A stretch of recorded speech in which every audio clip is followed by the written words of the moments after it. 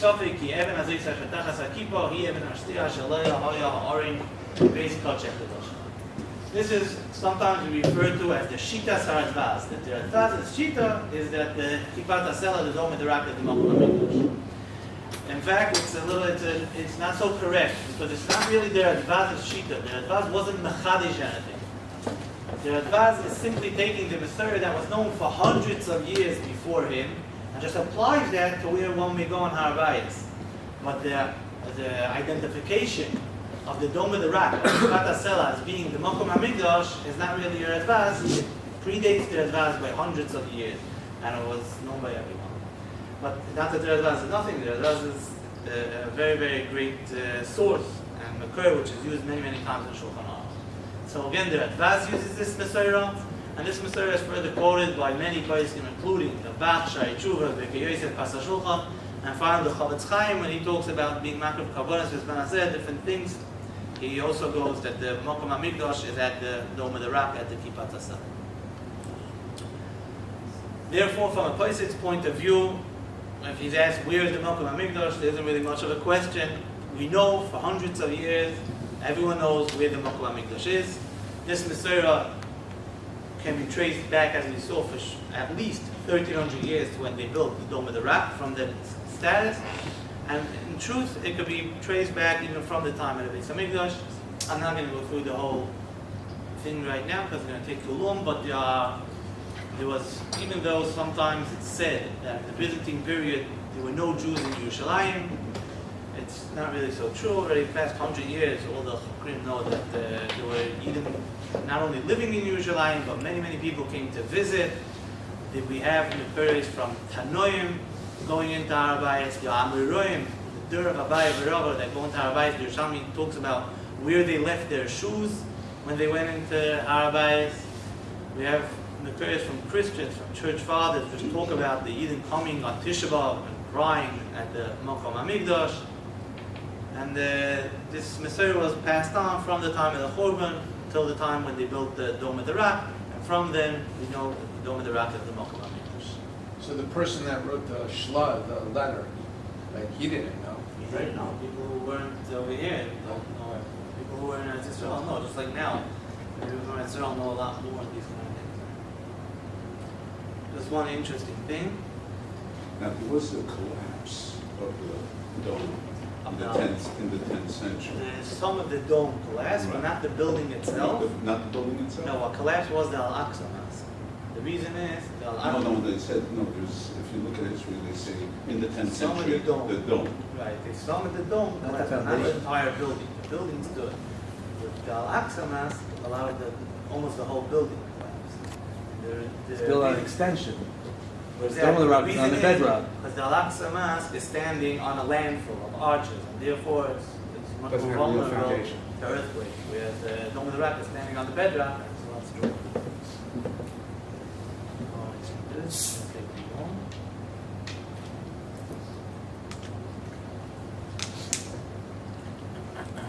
Results anyone?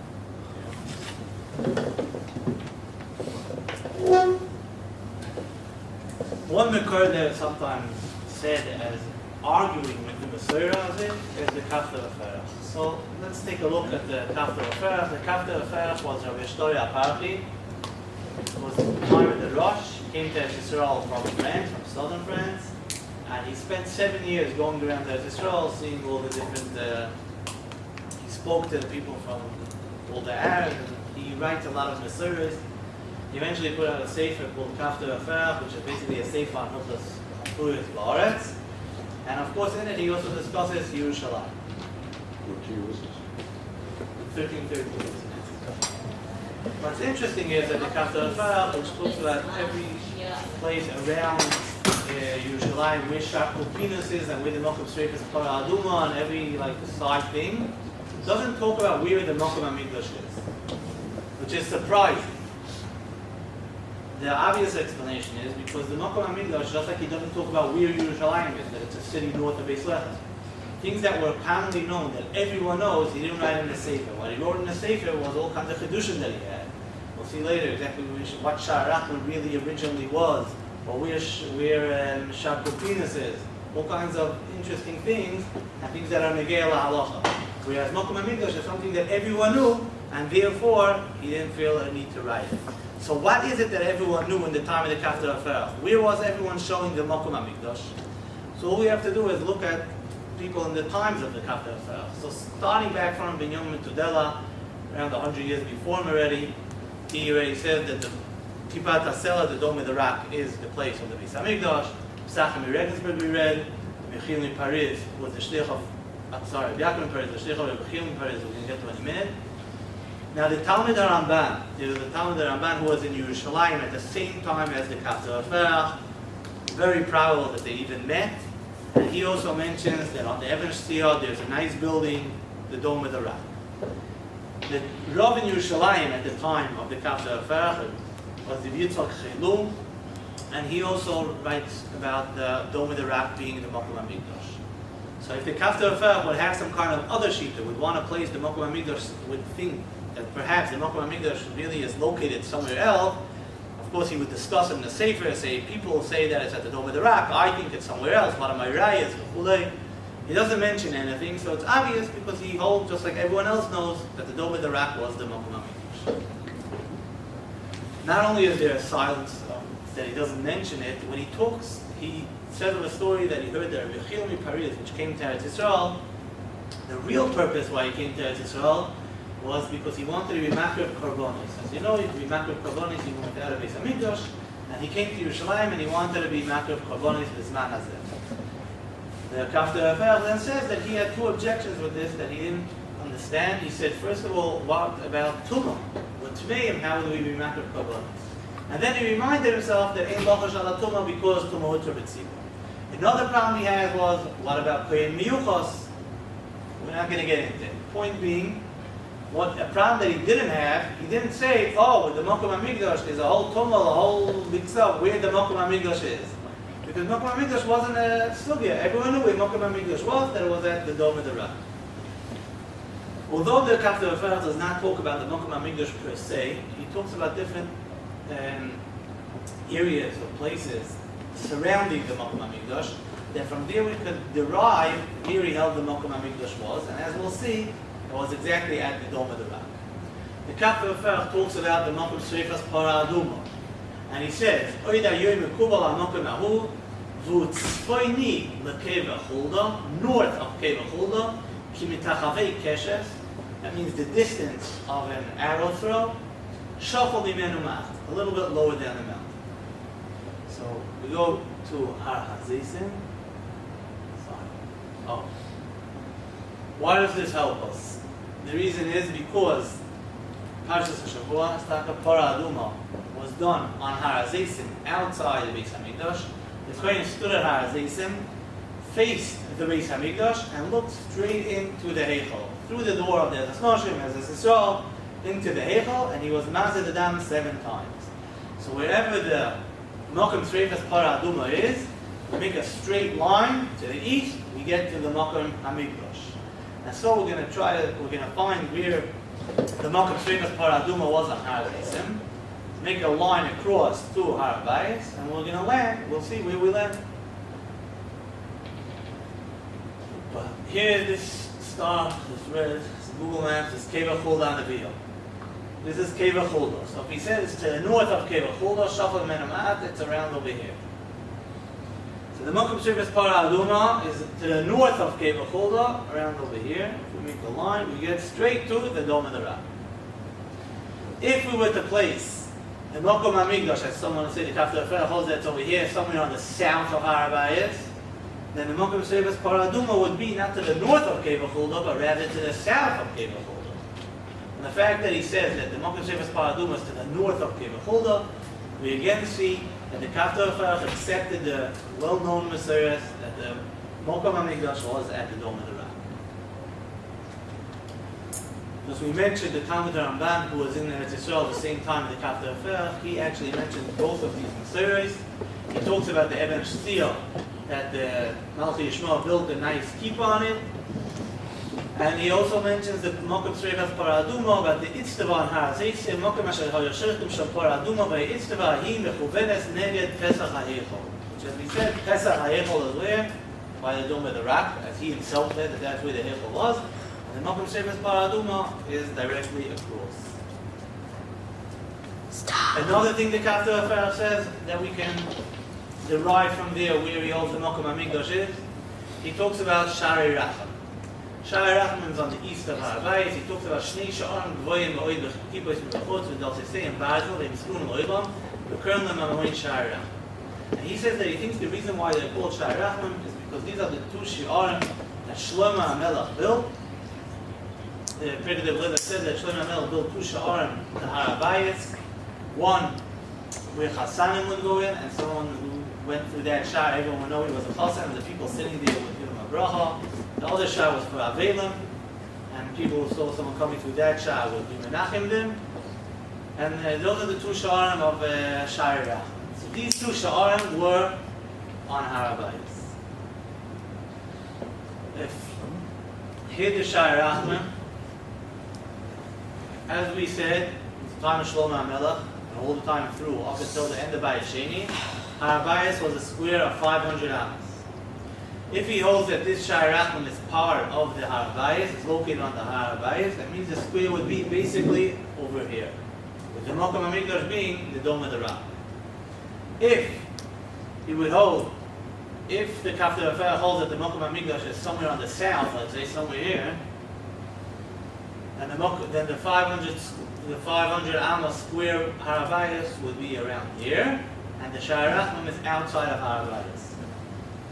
I hope I'm clear. Understand what I'm saying?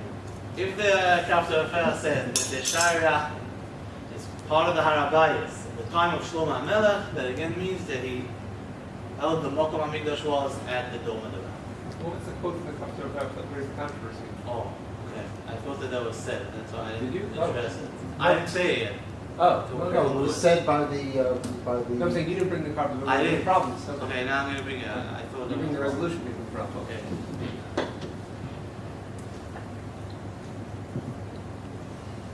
The Kafta Afer, the controversy starts from this quote of the Kafta Afer. The Kafta Afer talks about the question whether, in his time, people used to go daven by Shari Racham. They used to stand close to the eastern wall of Harabayis. Kafta Afer then discusses the question whether it's the eastern wall of Harabayis or perhaps it's the eastern wall of the Azar. He proves from a couple of proofs that it's the eastern wall of the Harabayis and not the Azar. One of the things he says, מכל זה ייראה כמה שאנו רואים היום בזמננו זה מהכויסלים העומדים האלה שהם כויסלים יכולים את הר-הבית. אוי דיוי, ניכר שער שושן למזרח והוא סבור אבני גודס. שער שושן, ואם תחלק זה הכויסל לשלושה חלקים, יהיה זה הפסח בחלק הראשון מצד קרן מזרחי דרומי.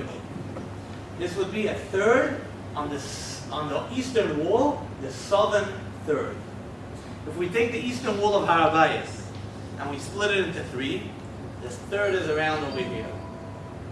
So someone wanted to show from this quote of the Kafta Afer that Shar Shushan is located somewhere around over here.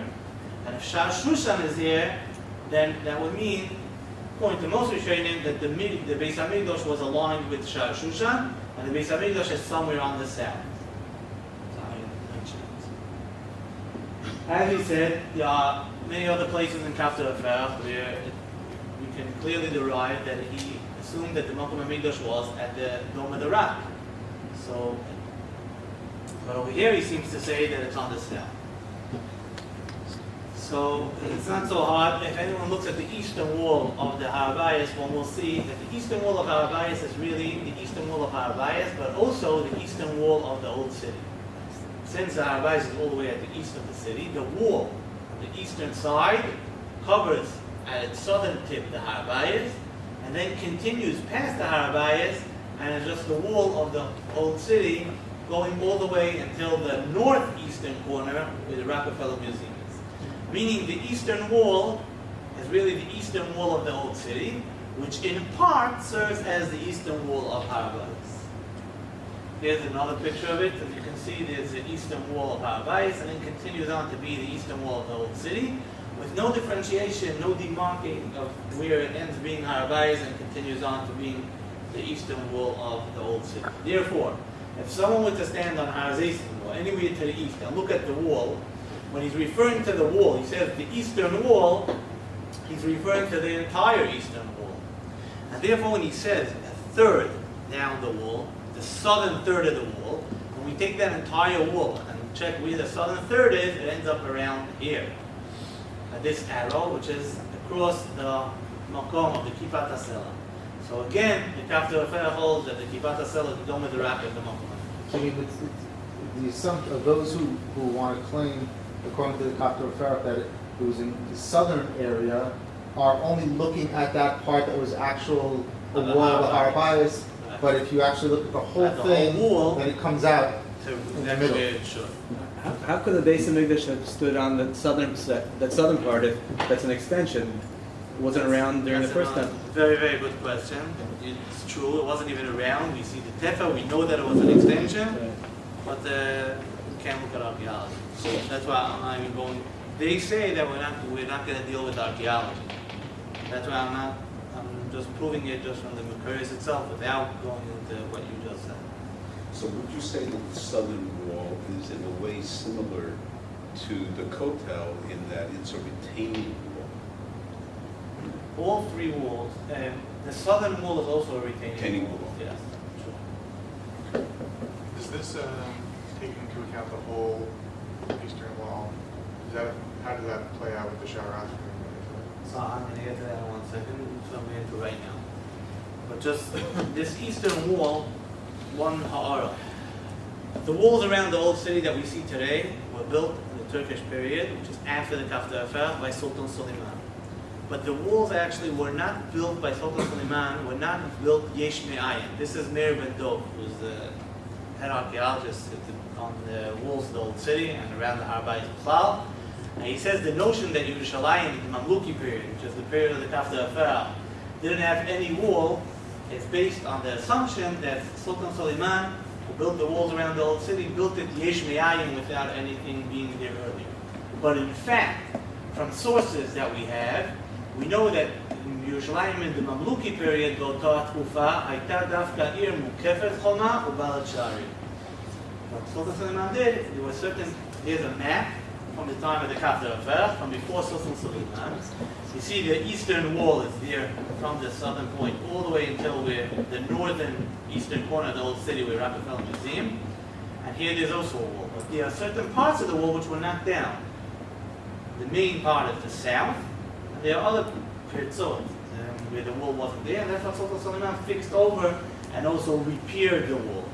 But the eastern wall was there even at the time of the Kafta Affair. And therefore what he's referring to, the third of the eastern wall, he's referring to the entire eastern wall. We used it about Sha'arat. Raya to this, that he's referring to the entire eastern wall, is from what he says regarding this Sha'ar Shushan. He says, "Ulitzvoin ha'pesach ha'sogur asher b'mizrach." Sha'amanu alav shu Sha'ar Shushan, sorry.